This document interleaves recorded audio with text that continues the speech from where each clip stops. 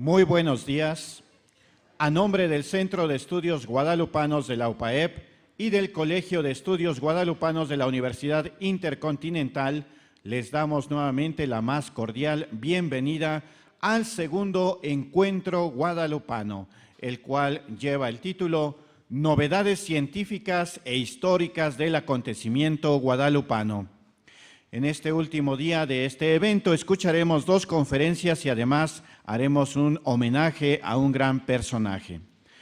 Vamos a iniciar con el maestro Arturo Rocha Cortés con el tema Consideraciones botánicas en torno al Sagrado Original de Guadalupe. Pido un aplauso para recibirlo.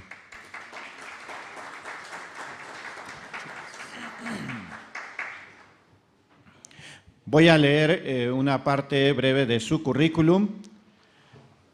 Arturo Alejandro Rocha Cortés es licenciado en Filosofía por la Universidad La Salle, maestro en Humanidades por la del Ateneo Filosófico de México, candidato a doctor en Filosofía en la Universidad Anáhuac, México Sur, catedrático de la Universidad Intercontinental y miembro de la plantilla docente de su diplomado en Guadalupanismo desde el año 2010.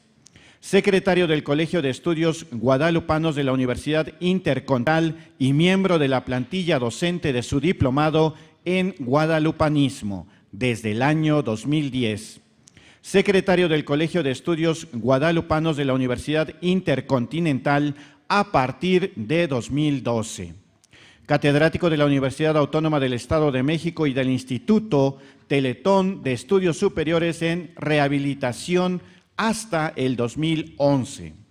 A partir de 2012 es catedrático de Filosofía y Humanismo en la Universidad Teletón, editor de la revista Voces, Diálogo Misionero Contemporáneo de la Universidad Intercontinental a partir de 2011. Es miembro fundador de la Fundación Monseñor José Luis Guerrero Rosado, investigador titular de la Fundación México Unido y responsable del proyecto editorial Valores de la Mexicanidad desde hace 17 años, coordinador académico del Premio Fundación México a la Excelencia de lo Nuestro de 2000 a 2010, así como secretario de su Comité Permanente de Premiación en todas sus ediciones. Fue director del Boletín Guadalupano, Información del Tepeyac para los Pueblos de México de la Basílica de Guadalupe, de 2004 a 2011, así como asesor de diversas instituciones científicas y culturales como el Instituto de Doctrina Social Cristiana, la Congregación para las Causas de los Santos y Confederación USEM. Es miembro fundador del Instituto Superior de Estudios Teológicos e Históricos Guadalupanos. Ha sido traductor del Fondo de Cultura Económica. Ha dictado conferencias, brindado entrevistas radiales y televisivas y participado en congresos sobre los temas de su especialidad: el Distrito Federal, Toluca, Puebla, Guadalajara, Pachuca, Irapuato, Chihuahua, Aguascalientes, Gómez Palacios, Cancún y en diversas otras poblaciones, así como internacionalmente en Madrid, Valladolid, Soria, Valencia, Roma, Atlanta y Jerusalén. Ha destacado su participación en el Congreso Internacional Dos Lienzos, la Síndone de Turín y el Ayate de Juan Diego, que ha celebrado sus primeras sesiones en Italia, México e Israel.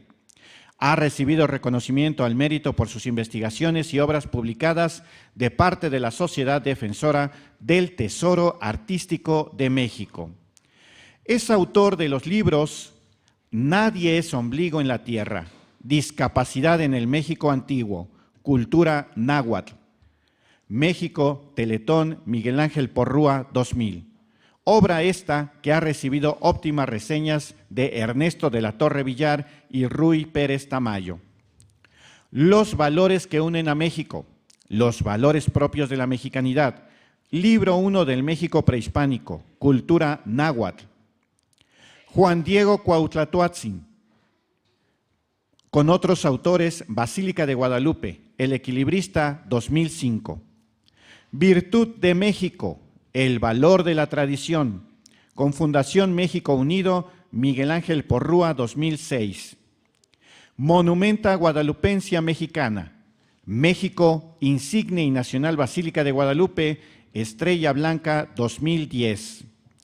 Entre otros, amén de cerca de un centenar de artículos en torno a la mexicanidad, los valores y tradiciones de México y el acontecimiento guadalupano, insertos en diversas publicaciones.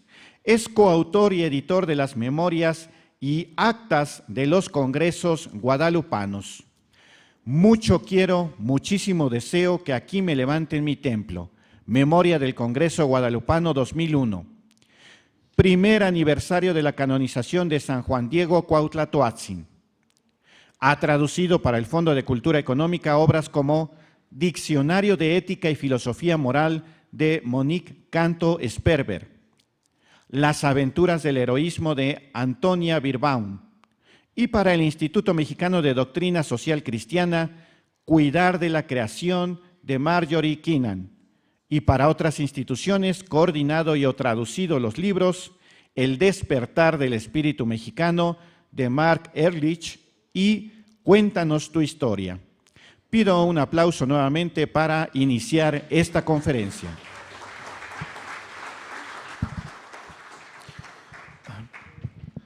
Pues agradezco profundamente la oportunidad de estar aquí en un evento prohijado por el Centro de Estudios Guadalupanos de la UPAE y del Colegio de Estudios Guadalupanos de la Universidad Intercontinental. Es un privilegio estar aquí en el que deponen tan ínclitas personalidades. Es un honor estar junto al doctor Janson, junto al físico Orozco. Veo que el cartel, el póster de esta iniciativa universitaria dice novedades científicas e históricas del acontecimiento guadalupano. No sé verdaderamente si lo que yo diré es novedoso. Voy a recapitular sobre algo que he dicho en algunos de mis libros de talante guadalupano y sobre todo algo sobre lo que insistimos hace año y medio en un congreso en Israel.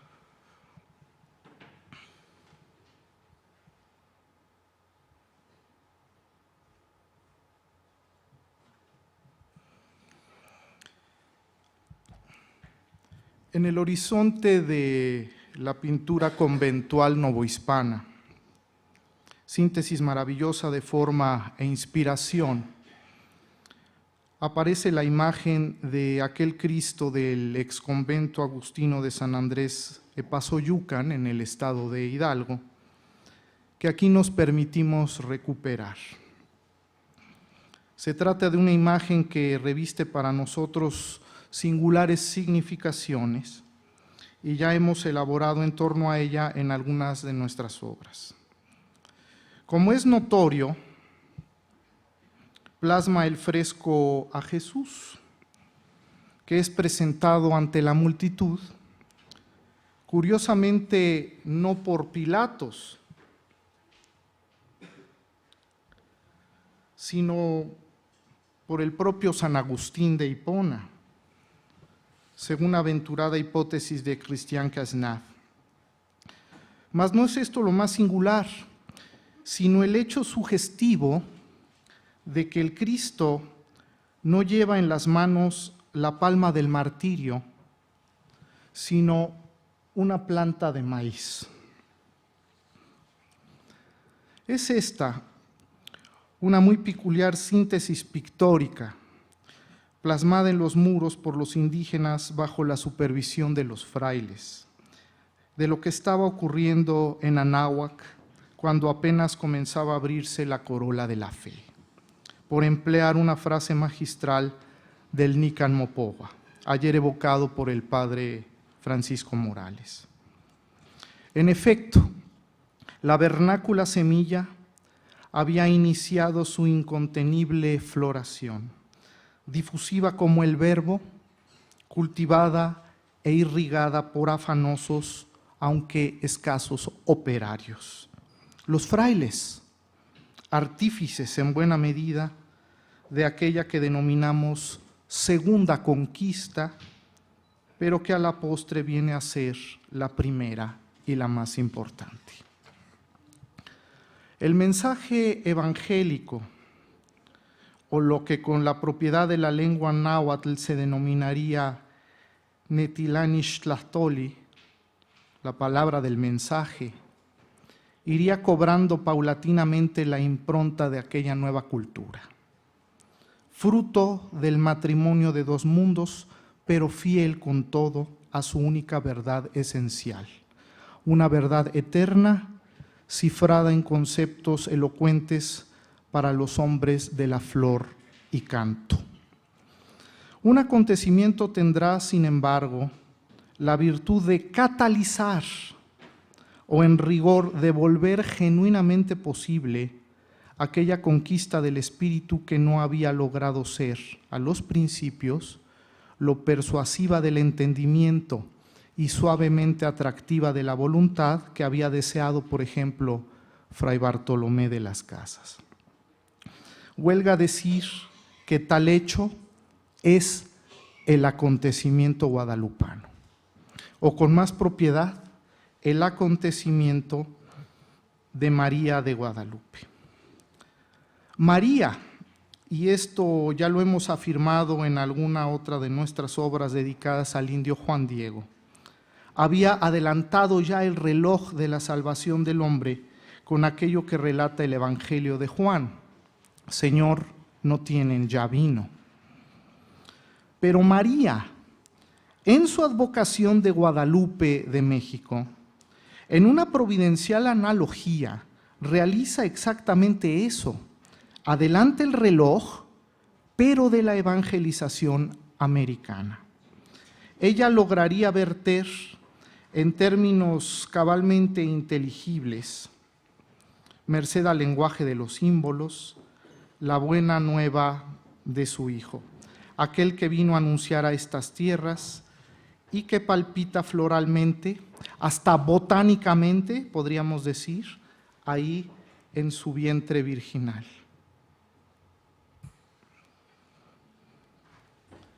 Nos referimos a la flor de 4 pétalos o nahuiolin, que ahí palpita en el vientre de Guadalupe. Sabido es a estas alturas que el embajador de Guadalupe, su intérprete, su mensajero, es un hombre, un santo, el primer santo amerindio, por cierto, Juan Diego Huaxtlatoatzin. Similarmente al Cristo de Epazoyucan, el vidente del Tepeyac lleva entre las manos una floración, algo que ha retoñado. Solo que si aquel porta el maíz vernáculo, Juan Diego, lleva arropado en su ayate las rosas ultramarinas, la prueba requerida por el obispo. Son ambas amorosas floraciones que se nutren de la comunión permanente de la palabra. Las dos son expresiones de un mismo evangelio, de una misma buena nueva, de la misma palabra del mensaje. El anónimo Tlacuilo plasmó con maestría aquel Cristo, Ecchehomo, en el fresco del vetusto convento de Epazoyucan. Epazoyucan, que quiere decir, por cierto, lugar donde abunda el epazote. Hay plantas en el mismo nombre del lugar. Juan Diego, similarmente, derrama flores a los pies del Teopixcatlatoani obispo Zumárraga. Al esparcirlas, es como si dijera también, ecce homo, he aquí al hombre, solo que lo dice de sí mismo, heme aquí el hombre, el Macehual elegido para ser el mensajero de Guadalupe, pero también con ella, mensajero de Cristo. Es un genuino Cristóforo y aún un pontífice, quien con ambos brazos, ahí en la tilma, tiende un puente de comunicación entre el cielo y la tierra.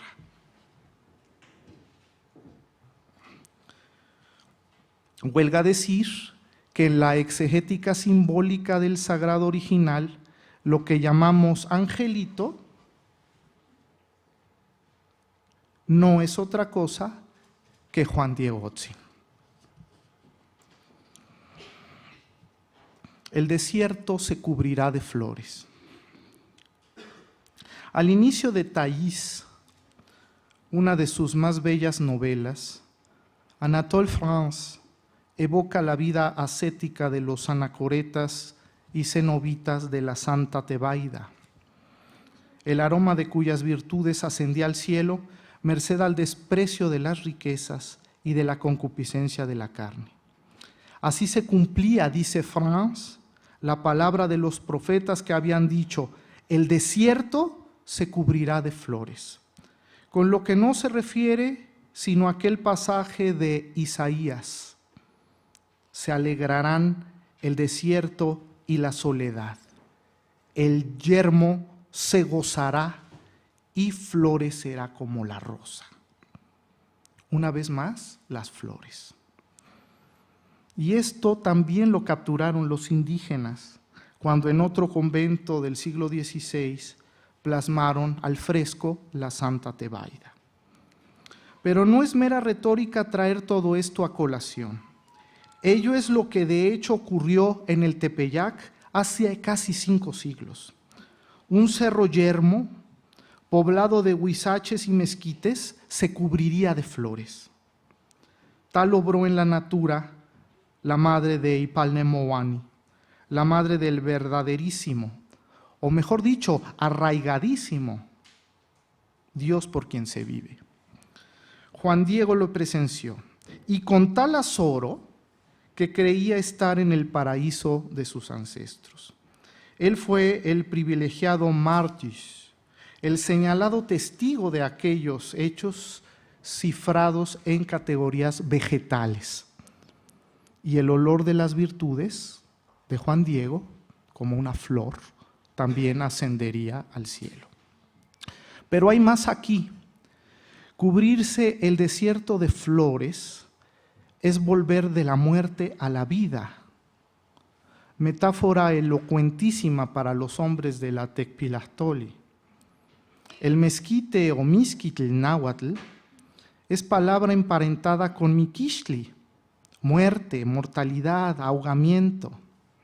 El mezquite es pues planta de muerte. Estas analogías las escuchamos hace ya varios años al doctor Patrick Ranson, quien me sucederá en esta mesa, con ocasión de la presentación que él hiciera de la versión castellana del Nican Mopowa de don Miguel León Portilla. Ignoro si las habrá publicado, pero aquí evoco sus palabras con reverencia. Ahora bien, María de Guadalupe y el mensaje renovador, salvífico de que es portadora, vendrá a reemplazar en portentosa mariofanía aquellas plantas de muerte, aquel mixquitlán, por floraciones de vida. Flores muy olorosas, como perlas preciosas, henchidas del rocío de la noche, cual reza el Nican Mopowa en versión del padre Garibay. Y por si ustedes no lo han advertido, lo que a mí me agrada repetir con Salvador Díaz Cíntora, hace poco desaparecido, así está pictóricamente plasmado en la túnica de la Virgen. De la nariz del cerro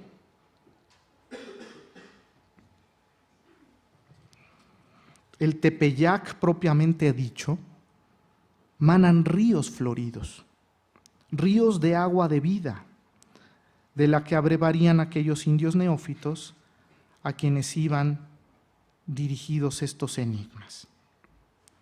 Más todavía, la palabra náhuatl para florecer es xochi, pero seducir, atraer, involucran la misma raíz xochitl, flor, xochihuía. Atraer, encantar, es pues hablarle a alguien con flores.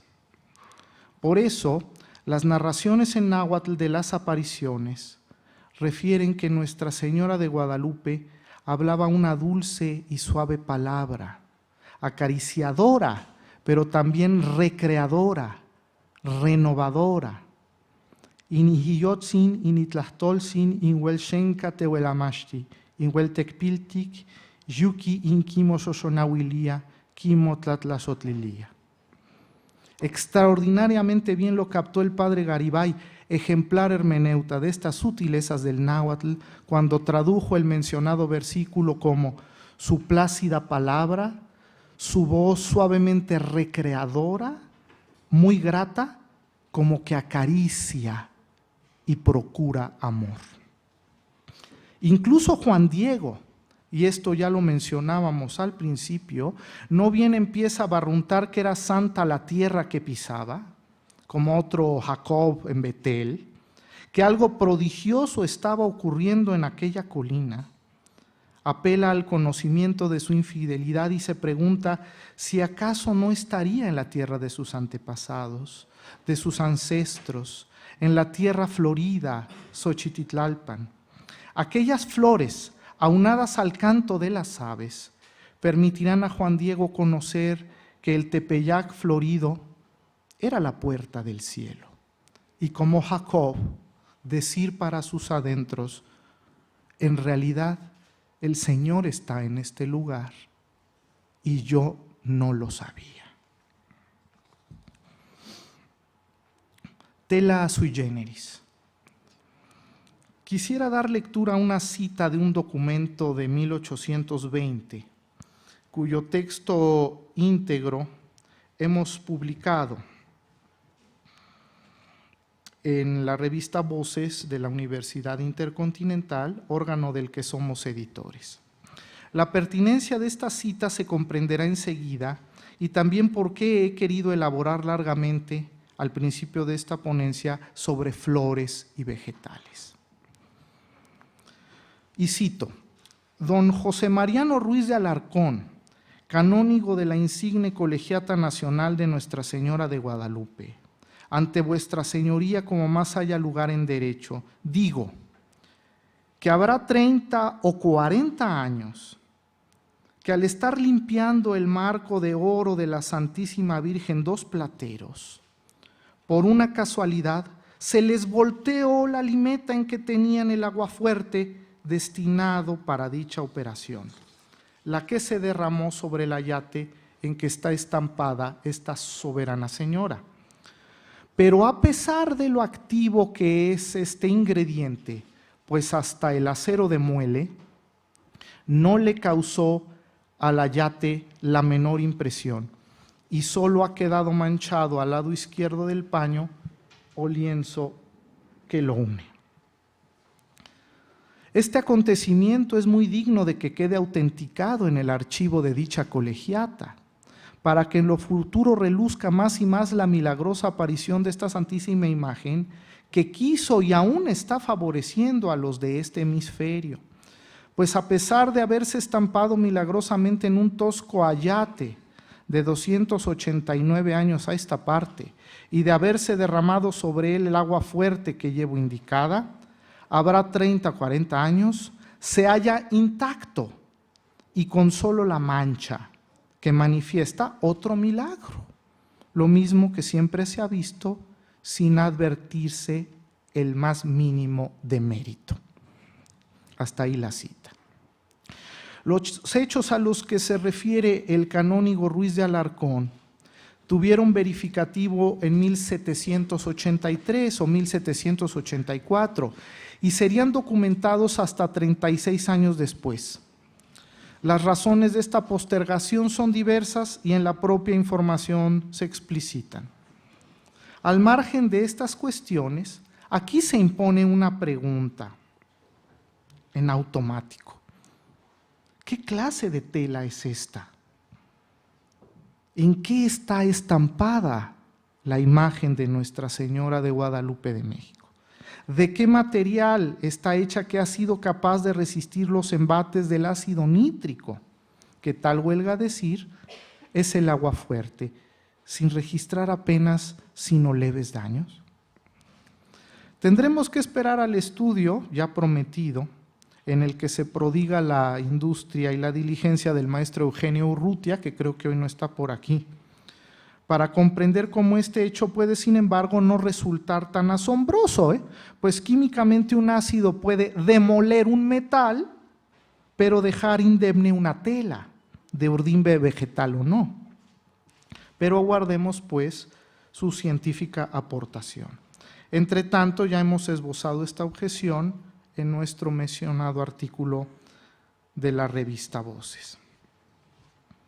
En variados escenarios y en distintos congresos, en uno de los cuales, por cierto, celebrado hace año y medio en Israel, pudimos coincidir con el físico Adolfo Orozco aquí presente, me resulta siempre grato e instructivo comparar el sagrado original de Guadalupe con la síndone, la sábana santa, sobre la que el maestro Orozco es tan experto, conocedor.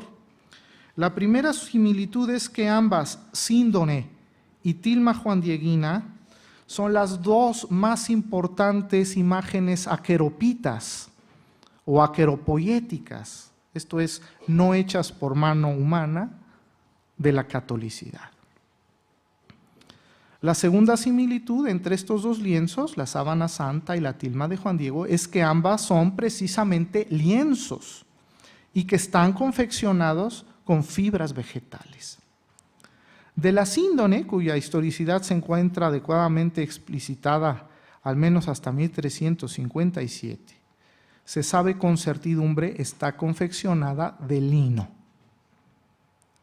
Pero del segundo lienzo, el sagrado original guadalupano, no obstante ser tan antiguo como la sábana santa, la verdad es que nadie puede decir con exactitud de qué está fabricada, salvo lo que refiere la tradición guadalupana, a saber de que se trata de la burda tilma de un indio labrada en el siglo XVI. A lo largo de 483 años de antigüedad de este ayate, se han hecho diversas descripciones de la tela, coincidiendo las más de ellas en tratarse del material propio o muy semejante al de los ayates o tilmas indígenas que en aquel tiempo y aún hoy se producen con fibras pertenecientes a la familia de las agaváceas u otras semejantes. Pero a decir verdad, y esto es algo en lo que la síndole le lleva una amplia ventaja, no sabemos mucho de las pruebas verdaderamente científicas realizadas a las fibras del sagrado original de Nuestra Señora de Guadalupe, como para determinar sin lugar a dudas de qué especie vegetal o al menos el género botánico de que se trate. Se ha llegado a afirmar, por ejemplo, el doctor Sodi Pallares en 1976, en un dictamen supuestamente en toda regla, estar labrada la imagen, el ayate, de agave popotule, lo que se ha difundido en los más variados círculos, cuando a decir verdad no existe semejante especie vegetal. Es decir, no existe el agave popotule como especie botánica. La cuestión se vuelve tanto más relevante en virtud de la ya aducida información de 1820 ordenado por el canónigo Ruiz de Alarcón, un fragmento de la cual hemos leído hace un momento una parte. ¿Qué fibra puede ser esta, capaz de soportar, ya no digamos el solo transcurrir del tiempo y las peculiaridades del entorno del Tepeyac, húmedo y salitroso, el humo de las velas y la fricción de millones de manos devotas que ejercieron su acción abrasiva durante el más de un siglo antes de 1647, en que el sagrado original de Guadalupe careció de vidrio protector, sino el escurrimiento de ácidos como el nítrico, de lo que según vemos existe constancia documental. ¿De qué especie o especies botánicas estamos hablando? Ahí el meollo de la urdimbre, o mejor dicho, el meollo de la cuestión. En tiempos más o menos recientes, al menos a partir de 1996 para acá, cobró cierta fuerza la especie de que el ayate de Juan Diego está hecho de cáñamo, Cannabis sativa, lo que se decía más bien por meter hebra para sacar cordón, como se dice vulgarmente, que por rigor científico, y con todo esto dicho con el afán de sugerir que si de cáñamo se trataba, y como los lienzos de buena parte de las obras pictóricas realizadas en la Nueva España están hechos de este material, pues consecuentemente la Sagrada Imagen es una pintura u obra pictórica más, y como tal debe ser considerada y tratada. Explicamos mejor estas afirmaciones citando el informe que el otrora director del Museo de la Basílica de Guadalupe, el señor Jorge Guadarrama, dirigió al finado Monseñor Guillermo Schulenburg el 21 de mayo de 1996. En efecto, en dicho documento se pretende que tras exámenes microquímicos practicados, y cito, a una muestra del hilo con que está tejida la imagen, se ha determinado que se trata de fibra liberiana con características de cáñamo. Fin de cita. Tal se dice inconcusamente. Pero la verdad es que nunca se ha dicho en qué han consistido dichos exámenes. Antes bien creemos que en realidad lo que se ha buscado es dar fortaleza a la afirmación, presentada en el mismo informe, líneas arriba, de que, cito, la imagen de la Virgen de Guadalupe reúne las características generales que presenta cualquier otra obra pictórica realizada sobre tela. Fin de cita. Siendo la tela, lienzo o canvas que sirve de soporte a dicha obra precisamente de cáñamo. De suyo, la palabra inglesa para canvas, lienzo, procede del latín cannabum, por cannabis, cáñamo, término que, como se sabe, da nombre al género botánico y más reciente a la familia en que se clasifica la especie vegetal. El tema adquirió connotaciones harto chuscas, pues como el cáñamo, en una de sus variedades, es la marihuana, la prensa se dio gusto propalando la especie de que el sagrado original de Nuestra Señora de Guadalupe estaba hecho de marihuana. Nos complace haber podido demostrar con argumentos historiográficos lo improbable de aquella proposición en una ponencia leída hace ya 9 años, 2005, durante el tercer Congreso Guadalupano, celebrado en la Basílica del Guadalupe, el cual se publicó como separata del Boletín Guadalupano que a la sazón dirigíamos y de la que aquí tengo copia por si alguien quiere examinarla. Ahí expusimos que el término cáñamo ocurre en las fuentes de los historiadores y cronistas del siglo XVI y XVII al modo de un simple concepto genérico que está por fibra, pudiendo haber cáñamo de maguey, cáñamo de lino y de cualquier otra fibra, y no necesariamente de cannabis sativa. Incluso, hablando de cáñamo, era imposible que se refirieran en la Nueva España de los siglos XVI y principios del XVII al cannabis sativa, por la sencilla razón de que no lo había naturalmente en estas tierras y llegaría hasta muy tarde al continente, según algunos tan tardíamente como principios del siglo XVIII. En algún momento echamos manos de documentos manuscritos del propio obispo Fray Juan de Zumárraga, protagonista importante del acontecimiento guadalupano, por donde consta que el cáñamo, como tal, era inconseguible en su tiempo. Ya voy terminando.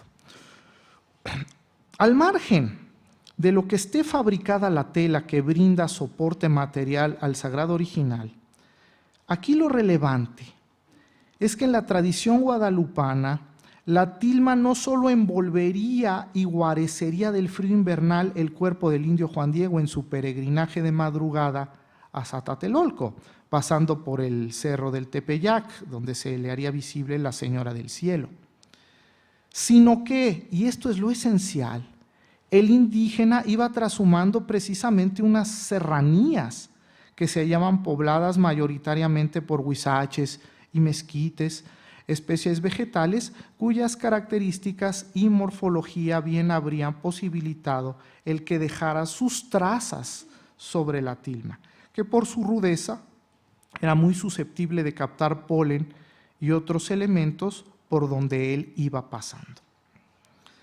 Aquí es posible plantear otra analogía con la síndone de Turín, en la cual es bien conocido que el profesor Avinoam Danin pudo encontrar en 1979, con base en las muestras previamente recolectadas en 1973 y 1978 por el doctor Max Frey, una multiplicidad de elementos paleobotánicos, como polen, que han contribuido a situar a la Sábana Santa en su contexto geográfico y aportar invaluables datos para explicitar su historicidad. La hipótesis que planteamos y que hemos expuesto en diversos congresos es harto simple. Así como se ha procedido con la síndone de Turín, no podría hacerse con la tilma de Juan Diego. Y de paso determinar de qué puede estar tejida su urdimbre. Se conoce por el 17 informe de Monseñor Schulenburg que en 1982 el ayate de San Juan Diego fue sometido a diversos procedimientos técnicos para su preservación, tras casi medio milenio de historia. Están publicados los informes de actividades de 1963 a 1988. En aquel entonces se recolectó polvo en suficiencia procedente de la limpieza de la tela, elementos que deben existir en el Museo de la Basílica de Guadalupe, o bien obrar en poder de los especialistas que emprendieron dichos trabajos. De ubicarlos, sería muy factible realizar con ellos estudios de microscopía y otros análogos a los practicados a la síndone por el profesor Avinoam Danin y sus colegas. Nosotros trabajamos 12 años en la Basílica y estamos ciertos que el otrora director del museo, el maestro Guadarrama, podría brindarnos valiosas pistas sobre la probable ubicación de aquellos polvos o materiales residuales. Tenemos para nosotros que lo que se podría hallar deparará más de una sorpresa a los estudiosos que militen en ambas contenciones, a saber, la aparicionista o la antiaparicionista.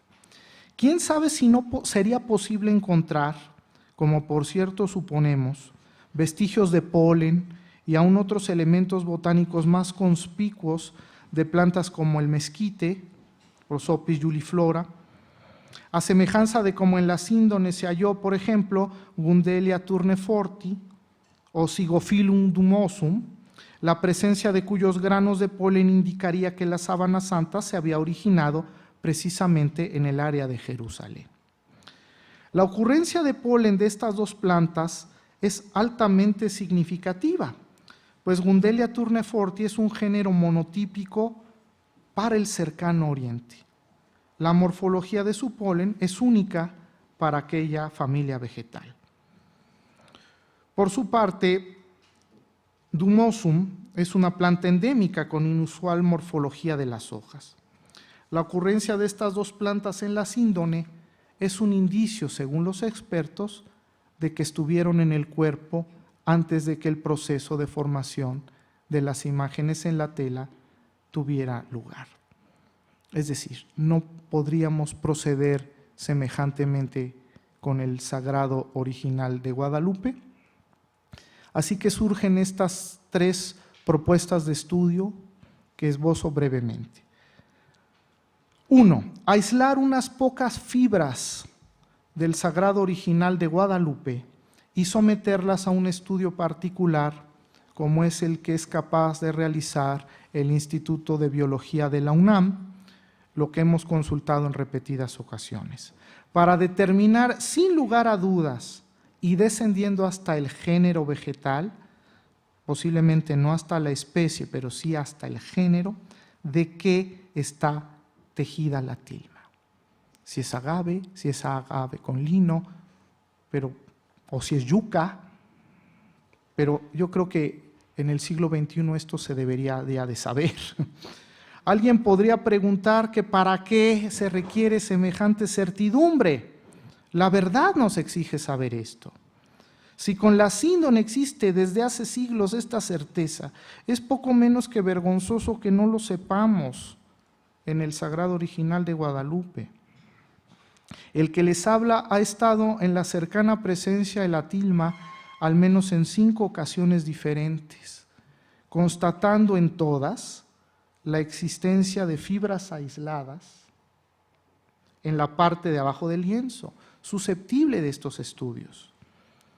Ya es tiempo de que a 14 años de traspuesto el umbral del siglo XXI no podamos decir a ciencia cierta de que está labrada una tela en que se haya impresa una de las más veneradas e importantes imágenes para el orbe católico. 2.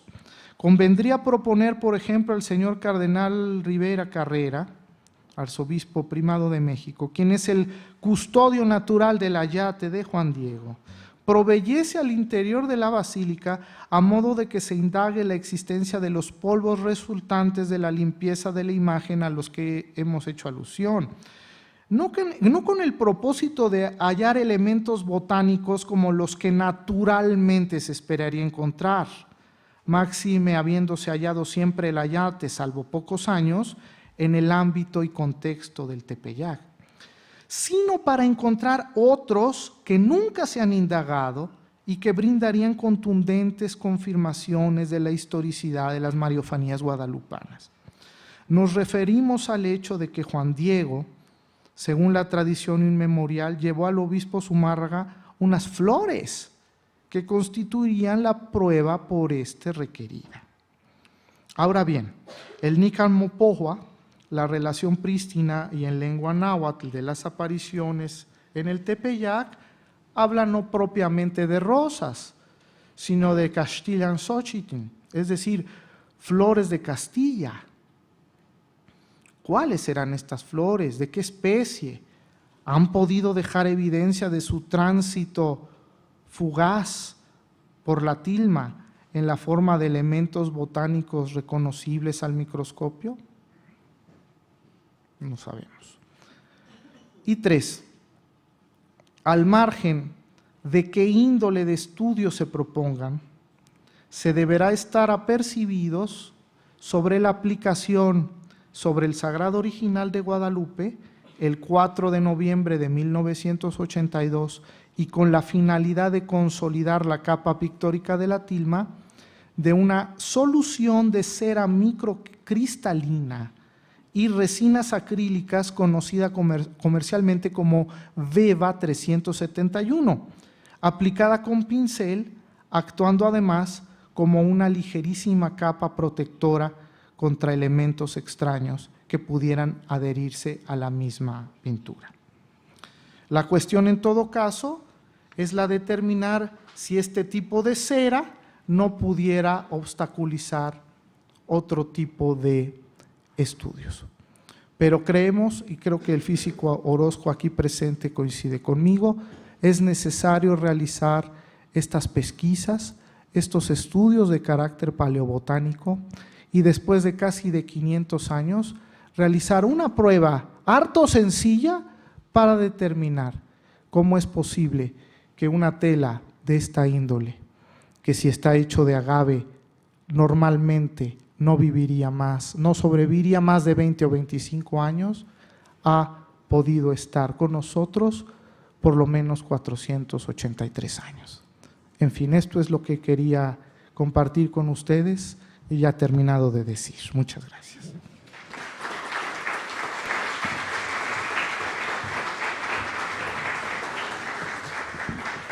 Iniciamos nuestra sesión de preguntas y respuestas. ¿Alguien quiere iniciar? Adelante, por favor. Gracias. Bueno, en primer lugar, felicitarte, Arturo, porque creo que fue magnífica tu exposición. Comentar que al menos en un programa de televisión, si no recuerdo, de History o Discovery, en que entrevistan a Sol Rosales, él afirma que es cáñamo. Y el único argumento que da es que porque la tocó y era una tela fina, según él. Y cuando se sabe desde el siglo XVI, XVII, cuando hicieron las averiguaciones jurídicas de 1666, que la tela por el frente es tan suave, nos dicen, como la más fina seda, mientras que por atrás es áspera y ruda, como correspondería a una tela de agave. Así que efectivamente todas estas argumentaciones de que es cáñamo en realidad carecen de sustento científico y sería necesario hacer una prueba formal.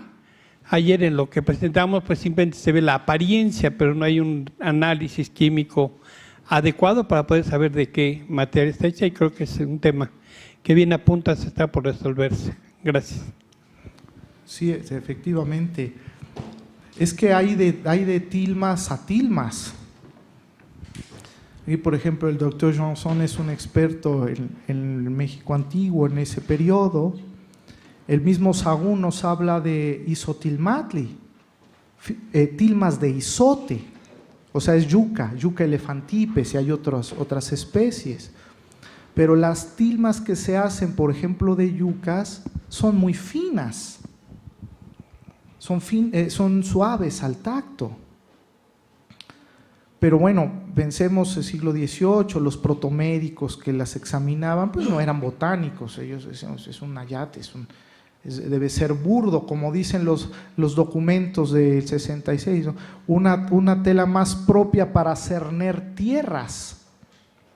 Pues no, quienes hemos podido estar cerca, vemos que no es una tela de estas características, entonces habría que buscar, posiblemente es una agavácea, pero no necesariamente un ágave.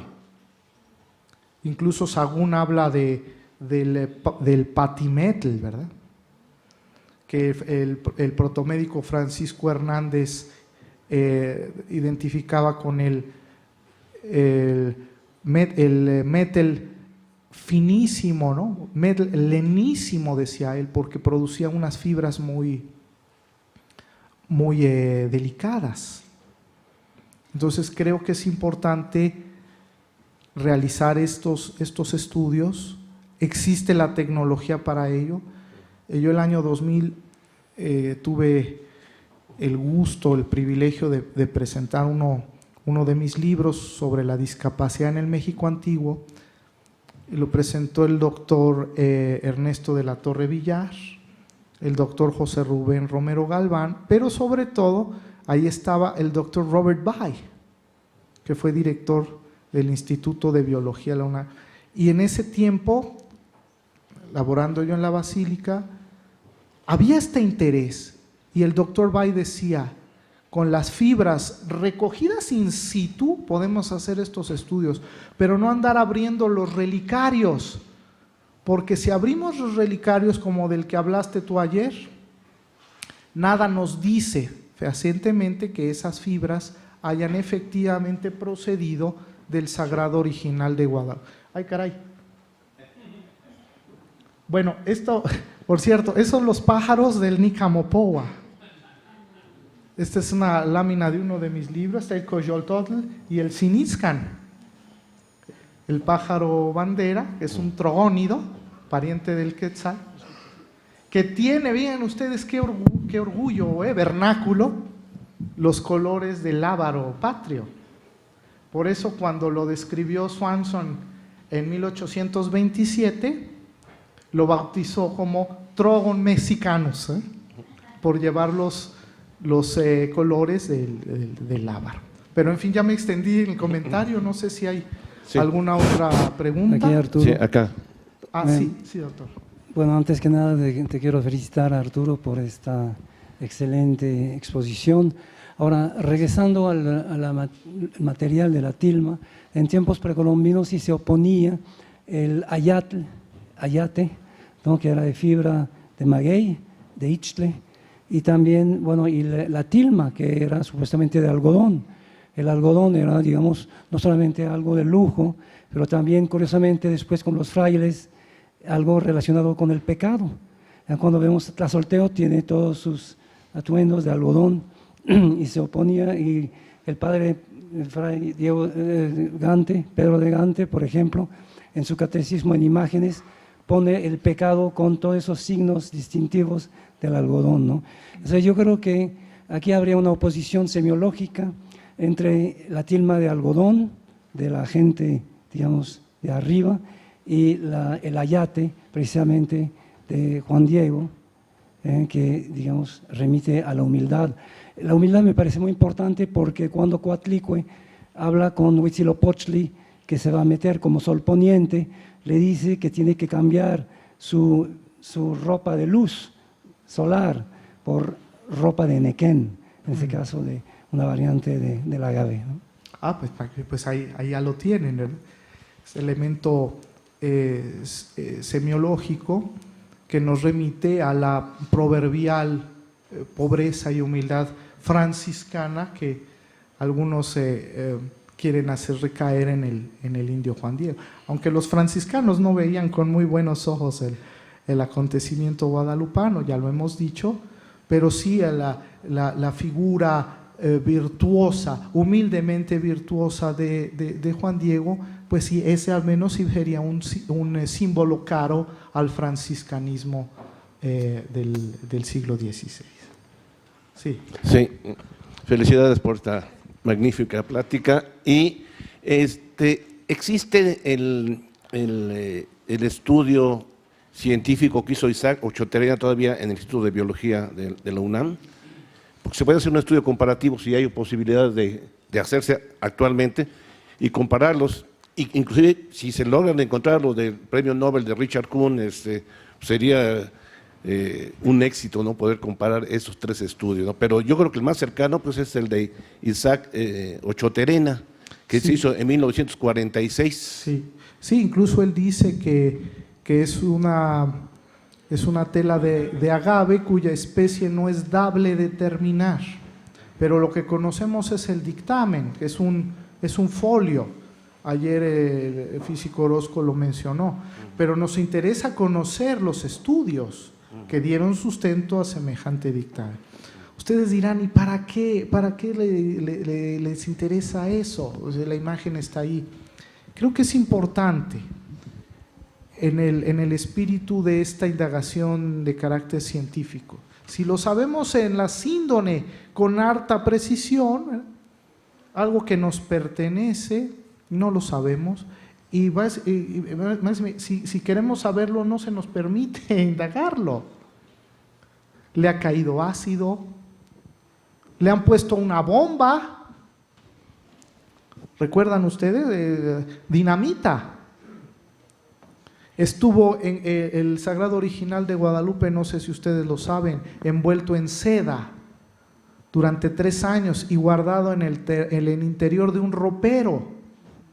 En 1926 a 1929, para precaver un posible atentado en tiempos de la persecución religiosa.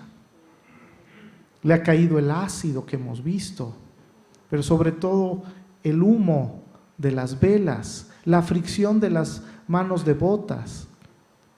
Ustedes friccionen un póster, un afiche moderno, y no dura más de unas cuantas semanas, ahí está el boquete. Aquí no, y no tuvo vidrio sino hasta 1647, más de 100 años.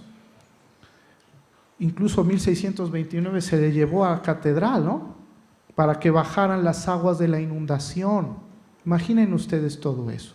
Entonces creo que es responsable saber de qué está hecho, y me gustaría que se confirmara que es ixtle, que es agave, el que quieran.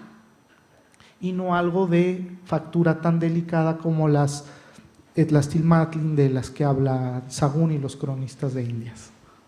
¿Algo más? Creo que es todo. Perdón.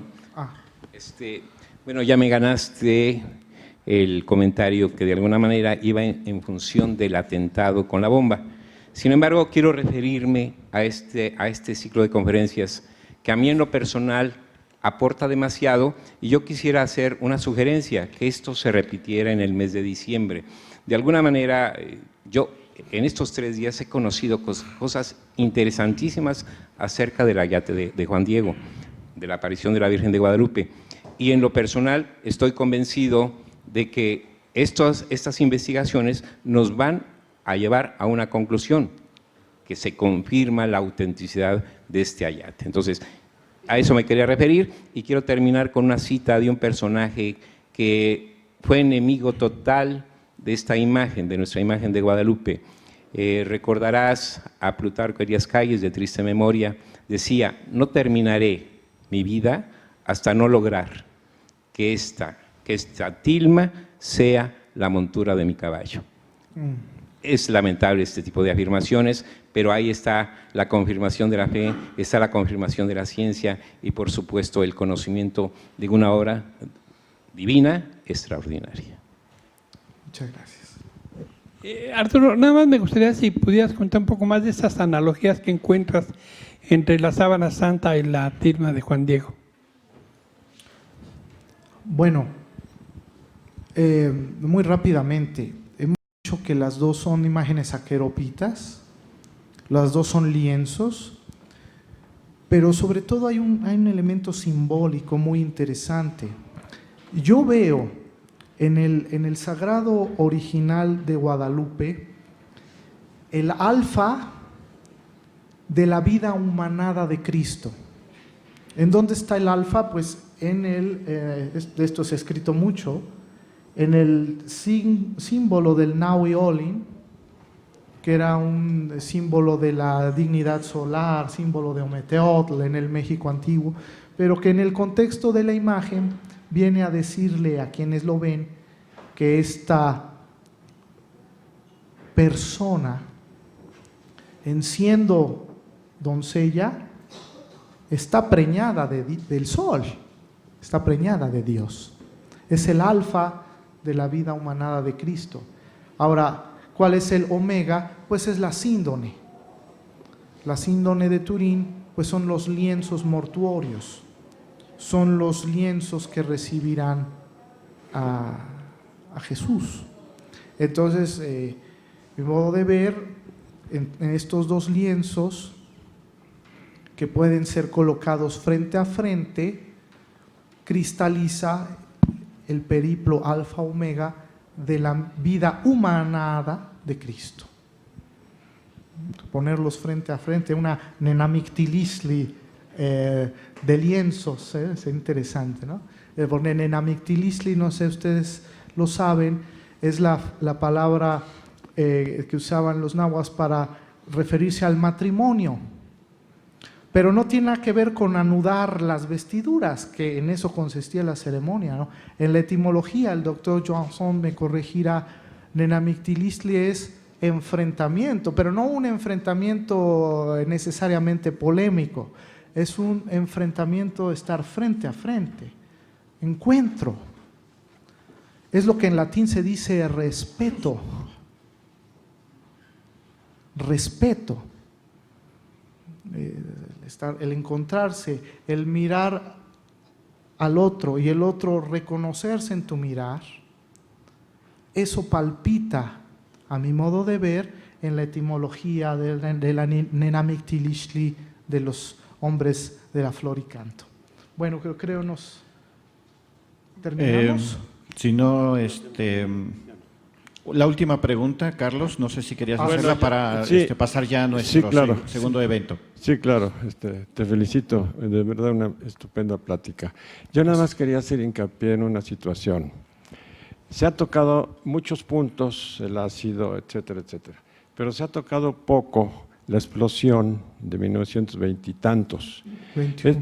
23. Esto quiere decir que en ese momento y yo las he visto, etcétera, existía ya la fotografía, existían medios mucho más modernos de los que pudieron haber existido cuando el ácido, etcétera, ¿no? Yo creo que no se ha trabajado, entre comillas, esa situación de la explosión. Se sabe, por ejemplo, que el cuadro que estaba atrás de Juan Nepomuceno tronó, existen los mármoles todavía en la Basílica Antigua, en fin, el Cristo, en fin. Yo creo que no se ha trabajado lo suficientemente ese punto y que podría dar alguna luz al por qué la Virgen está y sigue estando como siempre, ¿no? Era todo nada más, una pequeña observación. Muchas gracias. Pues sí, hay mucho por hacer todavía, tratar de hacerlo con algo de rigor, pero también muchos de estos análisis deben de apoyarse en el conocimiento previo que tenemos y sobre eso construir. Eso pienso yo. Muy bien, pues muchísimas gracias. Pido al arquitecto Agustín Aispuru y al maestro Gerardo Valle hagan entrega del reconocimiento y un presente por parte de nuestra institución.